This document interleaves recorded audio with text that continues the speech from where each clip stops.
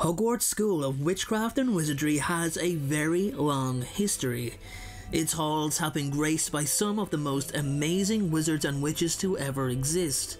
Its foundation was based on the belief that magic can be taught within a safe environment, away from the dangers of muggles, as during those times, tensions between magical and muggle folk were at an all-time high. Now, Hogwarts is over 1,000 years old, and for the beginning of its existence had the four founders not only teach, but govern the students too. Now, despite wizardkind living for a lot longer, almost twice the age of muggles, the founders eventually passed. The school fell under the jurisdiction of the Wizards' Council, which was the precursor to the Ministry of Magic, and a proper educational ranking structure was put in place, with a headmaster overseeing the running of the school. Now, from my count, there were 27 official headmasters that we know about, which seems relatively low for the best part of 1,000 years, but there's actually 16 additional headmasters unaccounted for, with no names or any information. So 43 headmasters in total, 27 we have information on. So let's get to it and start at the beginning with the very first headmaster of Hogwarts, and yeah, we don't know his name. Okay, that's not a great start, guys, but I can promise you I've got the names of the remaining 26 headmasters, and I don't have his name because his name wasn't recorded. Anyway, let's continue. The first headmaster was appointed to his position by the remaining 3 founders of Hogwarts. He held the position for the best part of the 11th century, and a statue was built in his honour to commemorate his service to the school. It was assumed to be destroyed during the Battle of Hogwarts, as the ceiling above it collapsed. All that could be seen after the collapse was a pile of rubble. Let's move on. Next up we have a wizard called Brian Gagwild. Now, Brian was quite an interesting man, as he wasn't just a headmaster, he was also an author who wrote a book still used to this day by Hogwarts students, and the book was entitled Jiggery Pokey and Hocus Pocus. Now, the book also appeared as a prop in both the Chamber of Secrets and the Prisoner of Azkaban film adaptations. Now, Brian's time as a headmaster was largely uneventful, and it was not affected by any ongoing Wizarding World issues. Heliotrope Wilkins was the headmistress who succeeded Brian, and unfortunately there's not much information on her at all. What we do know is that there's actually 2 portraits of her in Hogwarts. One in the headmaster's office where she would give advice if needed, and one at the grand staircase. She was the first ever female headmistress, which was quite an admirable achievement for a time period that didn't see women hold such prestigious positions. Hermione Granger used the surname Wilkins when creating new identities for her parents, and it is entirely possible she did so due to her admiration for what Heliotrope Wilkins accomplished. The women continued to lead the line, with the next headmistress being one of significant interest. Phyllis Spore was a witch who left a lasting impact during her time with the school. She was an accomplished professor specialising in the area of herbology, and actually wrote several books on the subject. 1,000 Magical Herbs and Fungi being a book still used as part of the Hogwarts curriculum today. One of her other books, Healing at Home with Herbs, is also still available to purchase to this day. So guys, we're sticking with women. We're remaining with the women for our next headmistress, a woman who went by the name of Professor Edessa Suckenberg. Now, Edessa was known for being quite compassionate with muggles and muggle-borns, having studied muggle society for a number of years. Many of her peers respected her views on equality, but there were many who did not. Still, despite her stance, no trouble or unfortunate events ever occurred under her tenure. So following on from Edessa was a man called Feathery Undercliff. Now, the only information we have on Feathery was that he was a kind man, and he was well liked by the students and faculty of Hogwarts. His tenure, like his predecessor, was quite uneventful, and his portrait hangs in the headmaster's office with the inscription of the names of 8 of the host angels. So our next person to take the reins of Hogwarts is a woman again, who has an interesting tale. Antonia Creaseworthy's achievements seen her be awarded to the title of Dame Antonia. The trouble is, we don't exactly know what kind of achievements they were. We don't know what she did to actually be awarded the title of Dame. Anyway, her name was carved into a wooden panel in Professor Trelawney's divination classroom, which indicates she may have done that while she was a student there.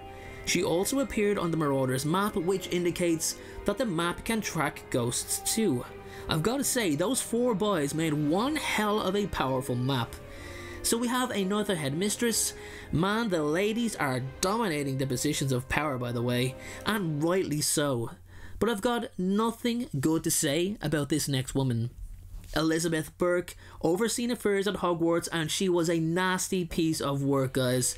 She was a member of the pureblood elite. She despised muggles and muggleborns, making it her business to make muggleborn students' lives a total misery. She looked for ways to have them expelled, and even in death, her portrait carried on her beliefs as she encouraged Slytherin students to be nasty to mudbloods.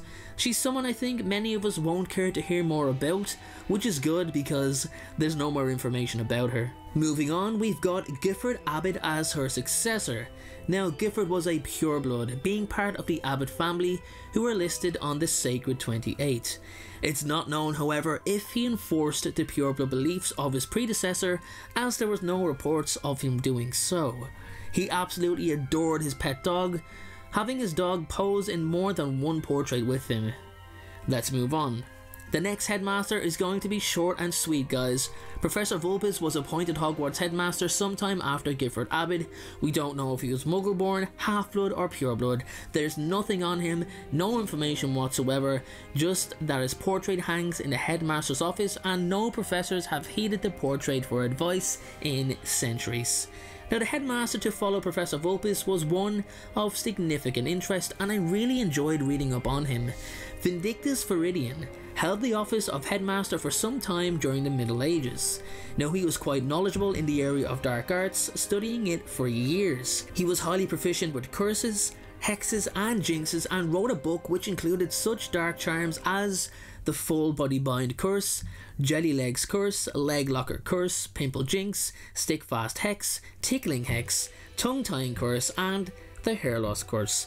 Now, I'm sure many of you are quite familiar with those curses, but guys, I have to be very clear. Veridian put them into a book, but it's not exactly known if he created the spells. He was also an extremely skilled potioneer, as many of his portraits that hang in Hogwarts show him brewing potions. Anyway, let's move on to another man called Ambrose Swat.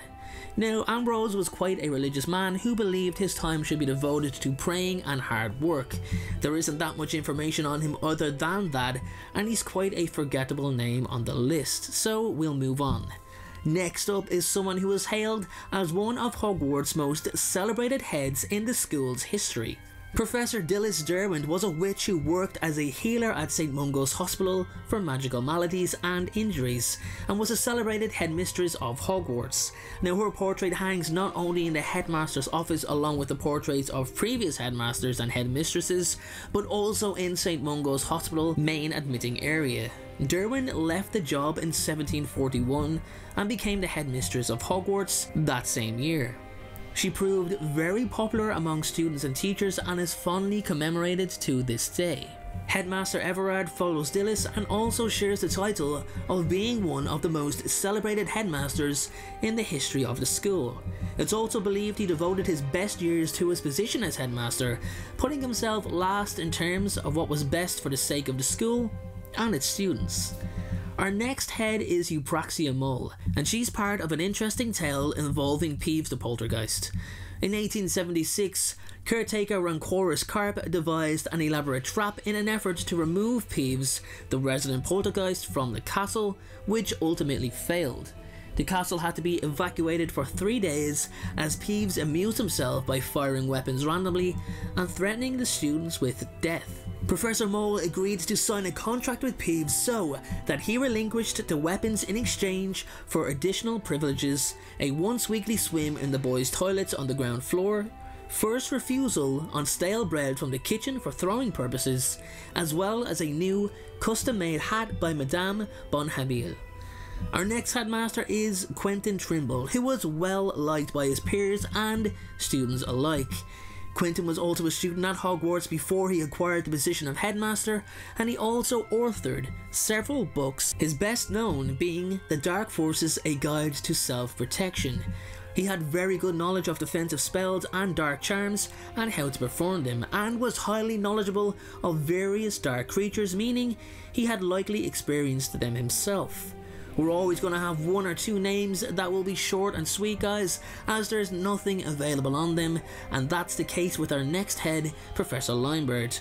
He didn't do anything special. We don't know if he went to Hogwarts or not. We don't know when he was born, when he died.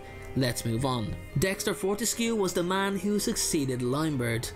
Like his predecessor, there's not too much information on him. We do know that he attended Hogwarts as a student and believed in honour and duty, reprimanding Phineas Nigellus for dereliction of duty and bellowing at Cornelius Fudge, Dolores Umbridge, John Dawlish and Kingsley Shacklebolt for cutting deals with petty criminals.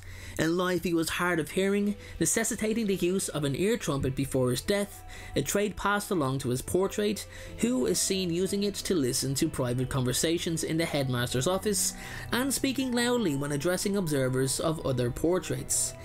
His direct descendant Florian ran Florian Fortescue's ice cream parlour in Diagon Alley, and that's just about all the information we have on Dexter.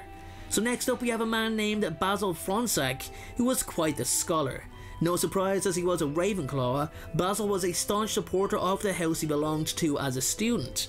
He spent a lot of his time embracing and inhaling as much knowledge as he could, and is always willing to offer advice to the current headmaster if needed. Let's move on. Walter Aragon was Basil's successor and also attended the school as a student beforehand. He had a devout interest in the care of magical creatures and even authored a book entitled Newts of Bognor, which is still available to be purchased this day. Even during his time as headmaster, he still loved to improve further on his experience with magical creatures and actually stepped down from his role as headmaster long before his death. We'll move on. Next up, we've got Professor Mordeca's Egg, who was another wizard who resigned from his position as Hogwarts headmaster long before his death, and actually went on to become quite a reputable author. He was considered an expert in the field of Muggle studies during his time with the school, which probably explains why his books were so successful. The Philosophy of Mundane, Why the Muggles Prefer Not to Know, was released in the year 1963 and was a huge hit, covering the topic of why Muggles intentionally ignore blatant signs of magic, as it's easier to not ask questions. Our next headmaster was a massive Quidditch fan. Brutus Scrimshaw served as headmaster for a number of years, penning a widely successful book entitled The Beater's Bible, which was basically everything one would need to know in order to become a top beater in Quidditch. Just a side note, guys, a lot of the headmasters were authors. Anyway, let's move on. For me, this is a direct giveaway that Brutus himself was a beater during his own Quidditch days. That's all we have on Brutus. We don't know when he lived, when he died. We don't know what he did after he retired as a Hogwarts headmaster, so we'll move on. Next up we have a man who was being called the least popular headmaster Hogwarts has ever seen, Phineas Nigellus Black. Now, many of us might immediately think that Phineas was so unpopular because he was a black, from a family of pureblood elitists enlisted with the responsibility of carrying on the tradition of maintaining a pureblood society, but that's not actually the case. The great-great-grandfather of Sirius Black strongly disapproved of those beliefs and was actually blacklisted from his family. Instead, he supported Muggle rights and Muggle-born equality. Phineas was actually so unpopular because he didn't like the students he taught as a teacher. He loathed his position. He felt the students were selfish, self-centered and tedious. So when he became headmaster, he thought the job would be a little easier because he wouldn't have to interact with the students so much. But it turned out he had even less enthusiasm for this role too. He is not fondly remembered. The next headmaster is one of the longest living wizards in history, Armando De Pet. Armando lived to be over 350 years old, but actually served under 40 of those years as Hogwarts headmaster. He was responsible for hiring all of the best well-known teachers at Hogwarts, such as Horace Slughorn, Minerva McGonagall, and he even recruited Albus Dumbledore himself. He was headmaster during Tom Riddle's time in the school and was one of many who fell under the charms of the boy. De Pet resigned some 20 years before his death in 1992 and was succeeded by a man who is hailed as the greatest headmaster the school has ever known, the greatest student the school has ever known, and the greatest wizard of the age. You already know, Albus Dumbledore. This man has done more for wizardkind in one lifetime than many would accomplish in several. He was headmaster during Voldemort's rise to power and fought him twice in both wizarding wars. He remained headmaster and protector of the students up until his arranged death with Severus Snape in June 1997. In between Dumbledore's disappearance following the false accusations and his reinstatement before his death, Dolores Umbridge held the post of headmistress, and to be honest, the less said about her the better. She has to go down as the most disliked and despised character in all of Harry Potter, even more so than Voldemort. But that is credit to Imelda Staunton for playing her so incredibly well on screen. She truly brought that character to life. Severus Snape then held the post for the best part of a year, although his appointment was by the Ministry under the Death Eater puppeteering. He remained headmaster until he was ousted by the student rebellion led by Harry Potter and the Order of the Phoenix.